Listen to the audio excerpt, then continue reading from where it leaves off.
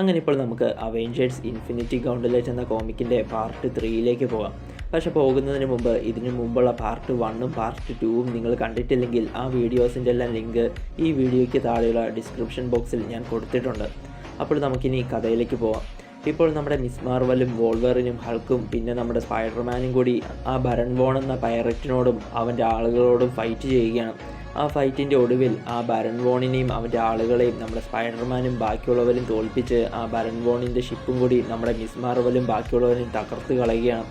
അങ്ങനെ ഇപ്പോൾ ആ സ്പേസ് പൈറേറ്റുകളെല്ലാം തോൽപ്പിച്ചതിന് ശേഷം നമ്മുടെ ഏസിൻ്റെ ട്രക്കിൻ്റെ ഉള്ളിൽ കയറി നമ്മുടെ മിസ് മാർവലും സ്പൈഡർമാനും വോൾവറിനും പിന്നെ ഹൾക്കും പിന്നെ നമ്മുടെ ഡോക്ടർ ഡൂമും ആ ഗ്യാസ് സ്റ്റേഷനിൽ നിന്നും ട്രക്കിൽ കയറി ഇപ്പോൾ യൂണിവേഴ്സിലുള്ള എല്ലാത്തിനെയും ഹാഫ് പോപ്പുലേഷനാക്കി മാറ്റിയ സൂപ്പർ ലൂമിനൽ വേവ് അഥവാ തരംഗം വന്ന സ്ഥലത്തേക്ക് യാത്ര തിരിക്കുകയാണ്.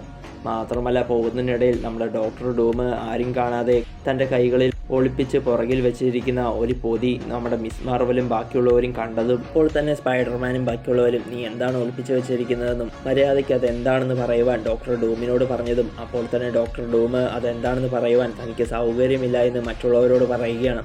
അന്നേരം തന്നെ നമ്മുടെ സ്പൈഡർമാൻ ഡോക്ടർ ഡൂമിൻ്റെ കയ്യിൽ നിന്നും ആ പൊതി തട്ടിയെടുത്തിട്ട് ആ പൊതി തുറന്നു നോക്കിയതും അതിൻ്റെ ഉള്ളിൽ നിറച്ച് സാൻഡ്വിച്ച് ഇരിക്കുന്നത് കണ്ട് സ്പൈഡർമാനും ബാക്കിയുള്ളവരും അത്ഭുതപ്പെടുകയാണ്. അപ്പോൾ തന്നെ ഡോക്ടർ ഡൂം ആനി എന്ന് പറഞ്ഞ അമ്മൂമ്മ എന്നെക്കൊണ്ട് സാൻഡ്വിച്ച് ഉണ്ടാക്കിയെന്നും ഏസിനും ബാക്കിയുള്ളവർക്കും പിന്നെ എനിക്കും പോകുന്ന വഴിയിൽ കഴിക്കുവാനാണ് ഇതുണ്ടാക്കി തനിക്ക് തന്നതെന്ന് ഡോക്ടർ ഡൂം എല്ലാവരോടും പറയുകയാണ്. അപ്പോൾ തന്നെ സ്പൈഡർമാൻ ആണെങ്കിൽ ആ പൊതിക്കുള്ളിലെ സാൻഡ്വിച്ച് എല്ലാം എല്ലാവർക്കും എടുത്തു കൊടുക്കുകയാണ്. അങ്ങനെ അവരെല്ലാം ഇപ്പോൾ സാൻഡ്വിച്ച് കഴിച്ചുകൊണ്ട് യാത്ര ചെയ്തുകൊണ്ടിരിക്കെ ഇപ്പോൾ അവർ സഞ്ചരിച്ചു കൊണ്ടിരിക്കുന്ന ആ ട്രക്കിനെ ആസ്ട്രോക്രോസ് എന്ന ഭയങ്കര വലിപ്പത്തിലുള്ള ഭീകര രൂപത്തിലുള്ള വലിയ കാക്കകൾ അറ്റാക്ക് ചെയ്യാൻ തുടങ്ങിയതും അപ്പോൾ തന്നെ നമ്മുടെ വോൾവറിൻ്റെ ആസ്ട്രോക്രോസിൻ്റെ കാര്യം താൻ നോക്കിക്കൊള്ളാമെന്ന് പറഞ്ഞ് ആസ്ട്രോനോട്ട്സ് ഉപയോഗിക്കുന്ന ഡ്രസ്സും ഹെൽമറ്റും ഒക്കെ ഇട്ട് വോൾവറിന് ആ ട്രക്കിൻ്റെ പുറത്തേക്ക് ഇറങ്ങി ചെന്നിട്ട് ആ ആസ്ട്രോക്രോസിനെ മുഴുവൻ വെട്ടിക്കൊല്ലുകയാണ്. എന്നിട്ട് വോൾവറിൻ തിരിച്ച് ട്രക്കിൻ്റെ ഉള്ളിൽ കയറുകയും ചെയ്യുന്നു. അങ്ങനെ പിന്നീട് കുറച്ചു നേരത്തിന് ശേഷം നമ്മുടെ ഏസും ബാക്കിയുള്ളവരും ആ സൂപ്പർ ലൂമിനൽ വേവ് ഉണ്ടായ സ്ഥലത്തേക്ക് അഥവാ നമ്മുടെ താനോസ് ഉള്ള സ്ഥലത്തേക്ക് ചെല്ലുകയാണ്. അവിടെ വെച്ച് മിസ് മാർവലും ബാക്കിയുള്ളവരും ആദ്യമായി താനോസിനെ നേരിട്ട് കാണുന്നു. പക്ഷെ നമ്മുടെ ഡോക്ടർ ഡൂമിന് മാത്രം എങ്ങനെയോ ഈ താനോസിനെ പറ്റിയുള്ള കാര്യങ്ങളൊക്കെ നേരത്തെ അറിയാം.